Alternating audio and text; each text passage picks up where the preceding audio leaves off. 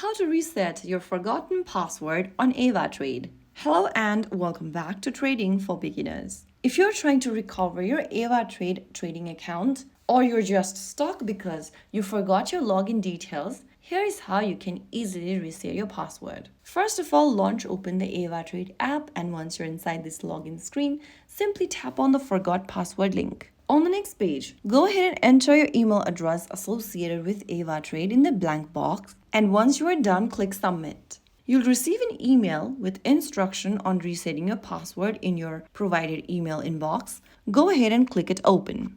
Click Open the email from AvaTrade. Now, click on this Click Here to Continue link. Select a web browser. On the next page, select your date of birth, month, day, and year, and then enter a new password you want to change to in the next field. Finally, click Save, and you have successfully changed your password for AvaTrade.